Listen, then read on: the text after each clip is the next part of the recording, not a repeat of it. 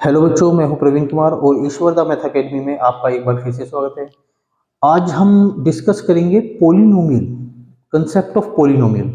देखिए, ये पोलिनोमियल वैसे 9th और 10th दोनों में ही है। तो जो कंसेप्ट है वो आपका 6-7 क्लास से आई थिंक स्टार्ट हो जाता है। ठीक है, तो आप इसमें कोई ऐसा क्लास मैटर नहीं करती कि 9th वाले के लिए ही है या ये 10th वाले के लिए है। पोलिनोमियल एक बेसिक है, मुझे आज बेसिक ही कराना है। अभी मैं क्वेश्चंस पे फोकस नहीं कर रहा हूँ, अभी मैं कंसेप्ट पे फोकस रखूंगा। ठीक है,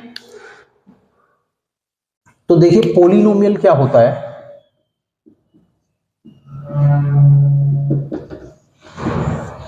पोलिनोमियल में हमारे दो वर्ड हैं, एक तो है पोली और एक है नोमियल।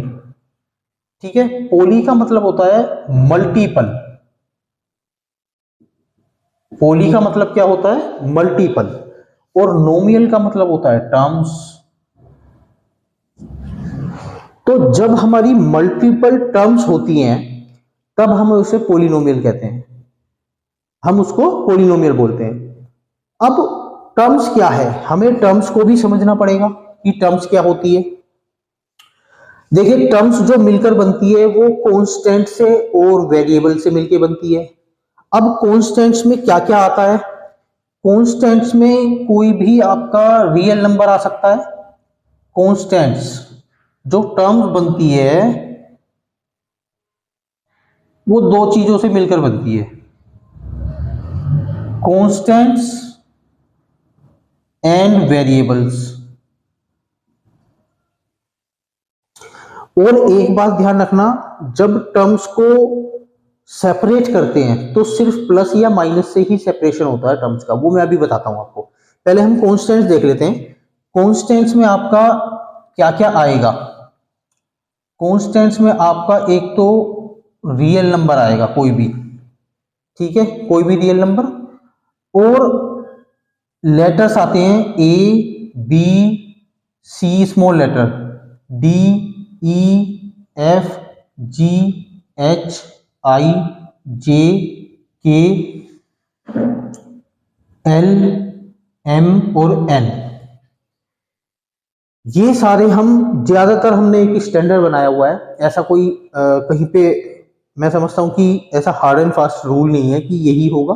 बट मैक्सिमम टाइम्स हम क्या करते हैं, ए से लेके एन तक के जितने भी हैं ज्यादातर कॉन्स्टेंट्स में ही कंसीडर किए जाते हैं। वेरिएबल्स में आपके क्या कंसीडर किए जाते हैं? देखिए, एन के बाद आएगा ओ, एम एन ओ। ओ जो आता है उसको तो आप ये मान लो ये एक दोनों के बीच में गैप है जो दोनों को सेपरेट करता है, कॉन्स्टेंट्स और वेरिएबल को। ओ के बाद आ जाएगा P Q R S T U V W X Y Z. ये हमारे ज्यादातर वेरिएबल्स में कंसीडर किए जाते हैं। अब यहां तक कि हमें जरूरत तो नहीं पड़ती क्योंकि इतने सारे वेरिएबल्स और इतने सारे कॉन्स्टेंट्स किसी एक पोलिनोमियल में तो होते नहीं है। लेकिन फिर भी ओ को तो आप ऐसा मान लो जैसे कै खेगे में अणे खाली होता है ना, तो ये बीच का है। ओ को वैसे ज्यादातर हम सर्कल में या किसी के सेंटर को रिप्रेजेंट करने के लिए करते हैं। ठीक है, लेकिन यहाँ पर सिर्फ वेरिएबल और कॉन्स्टेंट्स की बात करनी है तो ये हमारे अच्छा, रियल नंबर में भी आप कोई भी नंबर ले सकते हैं, आपको पता ही होगा रियल नंबर। सपोज करते हैं कि जैसे 2 -3 5/7 -6/11, इस तरह से कोई भी नंबर, कोई भी फ्रैक्शन। ठीक है ना, तो कोई भी आप नंबर ले सकते हैं। अब इन दोनों के कॉन्स्टेंट्स और वेरिएबल के जो आपके अरिथमेटिक ऑपरेशन है उनका, जैसे -2x+5, इस तरह से। यहां पर वेरिएबल है, यहां पर ये कांस्टेंट है, दोनों की प्रोडक्ट हो रही है, तो इस तरह से ये जो मिलकर बनेगी ये एक टर्म बनेगी। ठीक है, टर्म्स को जो सेपरेट किया जाता है वो प्लस या माइनस से किया जाता है। ठीक है, ये वाली माइनस की टर्म जरूर है लेकिन ये -2 और x दोनों की क्या हो रही है? प्रोडक्ट। तो जब भी दो नंबर्स की कांस्टेंट और वेरिएबल की हो, चाहे वेरिएबल की वेरिएबल से हो, अगर प्रोडक्ट है या डिवाइड है तो वो सेपरेटेड टर्म्स नहीं होंगी, उन टर्म्स को एक ही टर्म बोला जाएगा, सिंगल टर्म बोला जाएगा। ठीक है। इसमें बहुत बच्चों को कंफ्यूजन रहता है कि टर्म्स को सेपरेट कैसे करते हैं। ठीक है, ये हमारा ये वाली नेक्स्ट टर्म है, मतलब यहाँ पर दो टर्म्स हैं सिर्फ, आप ऐसा नहीं बोल सकते कि यहाँ तीन टर्म्स है, -2x और 5, ये नहीं है। -2x तो एक ही टर्म है, सिंगल टर्म है ये तो। ठीक है, और दूसरी टर्म है 5। तो ये बहुत बेसिक सी बात थी टर्म्स क्या होती हैं उनके बारे में। अब देखिए टर्म्स को रिप्रेजेंट कैसे करते हैं और उन पोलिनोमियल्स का नाम क्या होता है। सपोज करता हूं मैं ले लेता हूं ax plus B, ax plus B, एक लेता हूं मैं ax square plus B X plus C, एक ले लेता हूं मैं A X cube plus B X square plus C X plus D, A X to the power 4 ये B X cube plus C X square plus D X plus ई।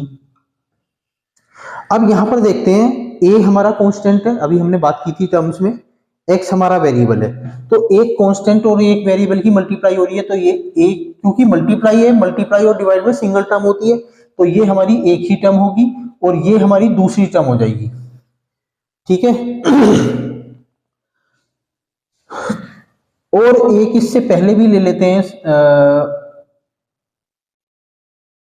चलो ए x ही ले लेते हैं। ठीक है, देखिए ये एक ही टर्म है, सिंगल टर्म है, सिंगल टर्म को हम बोलते हैं मोनोमियल, सिंगल टर्म को हम क्या बोलते हैं, मोनोमियल। अब यहां पर एक टर्म ये है और दूसरी टर्म ये है, प्लस और माइनस जो है टर्म्स को सेपरेट करते हैं, तो ये हमारी हो जाएगी दो टर्म्स, तो इसको बोलते हैं बाइनोमियल। ठीक है, यहां पर हमारी तीन टर्म्स हैं, 1 2 3, तो ये हो जाएगा ट्राइनोमियल।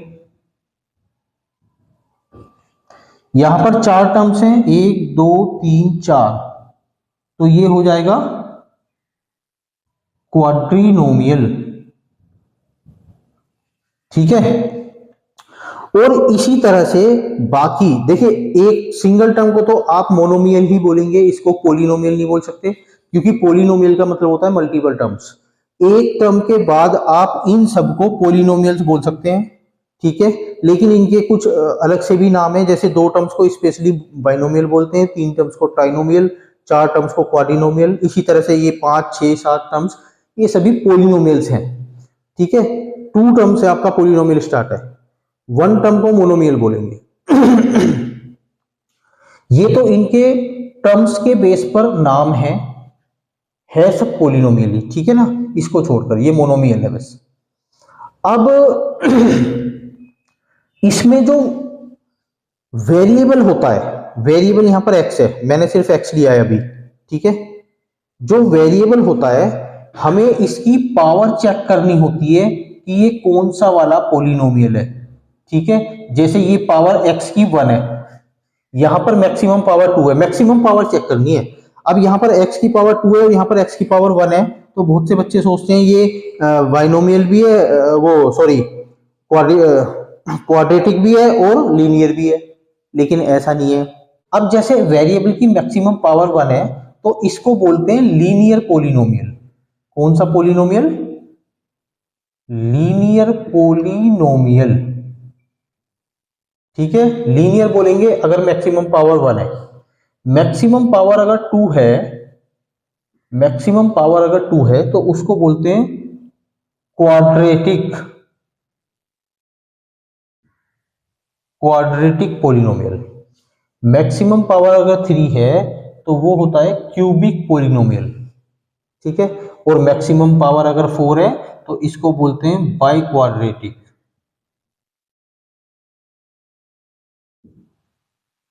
By quadratic polynomial. और इसके बाद है तो फिर यही बोलेंगे पोलिनोमियल ऑफ डिग्री 5, ये एक्चुअली डिग्री होती है इसकी। ठीक है, डिग्री के बेस पर हम इनका नाम चेंज कर देते हैं। लीनियर पोलिनोमियल में वेरिएबल की मैक्सिमम पावर 1 होती है, क्वाड्रेटिक में 2 होती है, क्यूबिक में 3 होती है और बाई क्वाड्रेटिक में 4 होती है। अगर इसके बाद भी बोलना है तो हम बोलेंगे polynomial of degree 5, polynomial of degree 6, इस तरह से।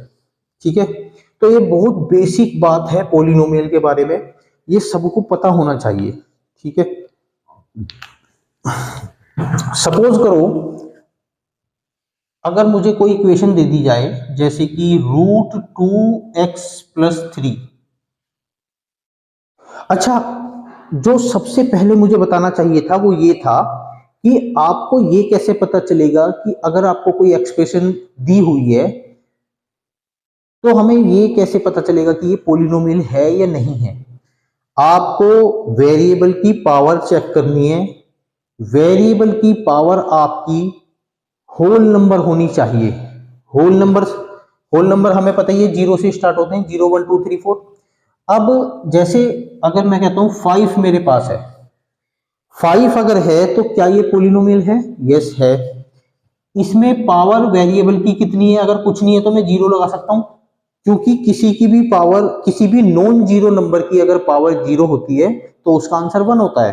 तो मैं 5 को 5 इंटू 1 कर सकता हूं, और 1 की जगह में x⁻0 या y⁻0 या किसी भी वेरिएबल की पावर 0 लगा सकता हूं, तो इसका भी मतलब 1 रहेगा। तो ये आपका कांस्टेंट पॉलिनोमियल है। अगर वेरिएबल की पावर 0 है तो कांस्टेंट पॉलिनोमियल होता है। ठीक है, कांस्टेंट में डिग्री कितनी हो गई? 0।